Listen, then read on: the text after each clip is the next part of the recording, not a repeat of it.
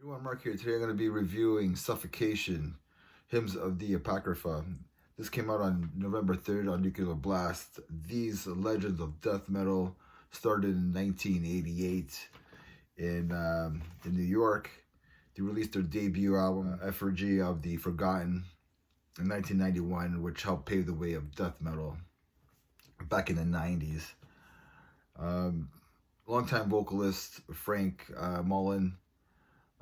He's no longer in the band anymore. His last album was Of the Black Light from 2017.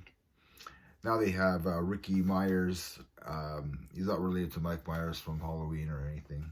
And he does a pretty good job on this album, man. Like, he brought it.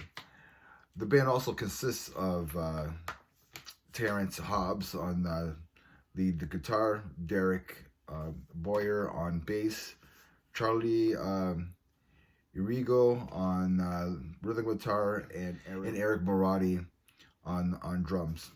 So let's go track by track. I mean, right from the get-go, you get the title track.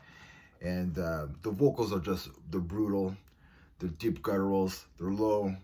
There's cool transitions into each part of the song, which brings different elements. Just awesome stuff.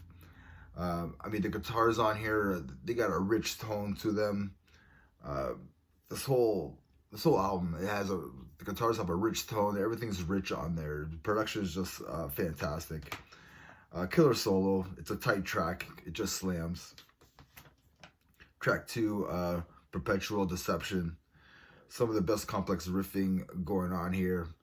Blast beats, slam breakdowns, more complex riffing, more awesome blast beats, and another killer breakdown on here.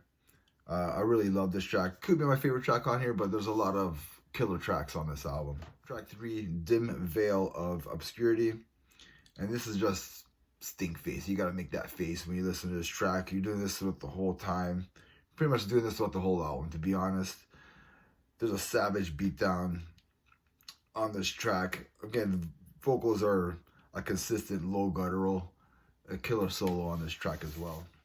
Track 4, Immortal Execration. They continue the assault with this track. There's a killer mid-tempo riff at the 1 minute mark, and there's like some doom elements like on this track as well. But they turn it up. Another killer track, another killer beat down at the end of this track. Track 5, Seraphim, Enslavement. Again, Ricky Myers, he's just consistently brutal, low gutturals.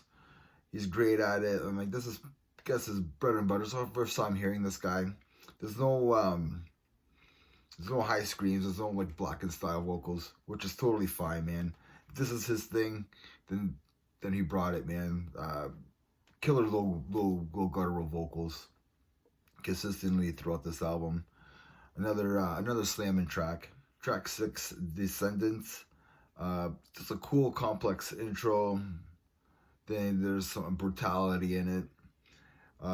With all this chaos going on, you can still hear the bass pretty good. The bass is that you can still hear. Again, the mix on this album, the production on this album is top notch. There's a really cool bass part to kind of let him show off his playing ability for a bit. This is another slammer of a track. Track 7, Embrace the Suffering.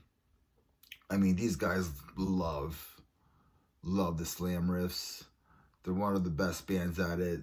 They kind of help invent the slam riff and slam beatdowns and stuff. Just another smasher of a track. Track 8, Delusions of Mortality. I mean, this one's another. This one has like brutal groove to it. There's some groove element to this track, which is pretty cool but they do go back to the technical death metal with some blast beats. The drummer's playing on here is just, I mean, he's right at it. Like he just makes the grooves, breakdowns, slammy parts just sound heavier. The drummer makes it sound so much more brutal, I guess. So much more brutal. great grammar right there. Just another killer track. Track 9, Ignorant Deprivation. This is the last track on the album. Again, complex burns. There's a lot of brutality on this album.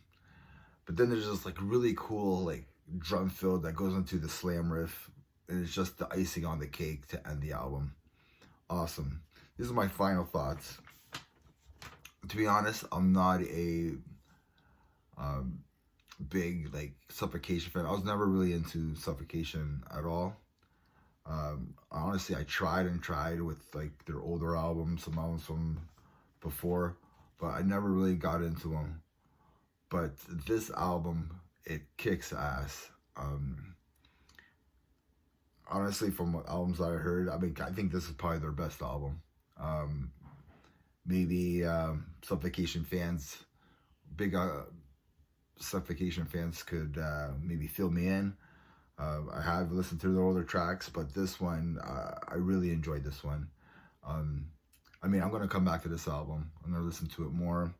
I might go back and listen to their older stuff. And like maybe I got it now. I don't know. But I really love this album. There's enough groove. There's a lot of technical riffing to kind of keep you guessing and keep you engaged in the album. Production is flawless. The playing and the songwriting is flawless. The vocals are great. But honestly, I'm going to be honest with you, I wish I had a little bit more like higher screams or some changes, but he does a fantastic job. Ricky Myers does a fantastic job with his brutality. That's his thing. That's his bread and butter, and that's what he loves. It does sound fantastic. Like he does a really great job. Honestly, I'm giving this album a 9 out of 10. I highly recommend this album for anybody. I mean, it slams. It's brutal. It's really good. I think they kept up with the heavy hitters of death metal. It's been a year of death metal. It's going to be an interesting year to see maybe mine and other YouTubers' end of the year list, because I think there's going to be a lot of death metal love for this end of the year lists and stuff like that. And remember, everybody, have a great weekend. And remember, metal never dies. Cheers.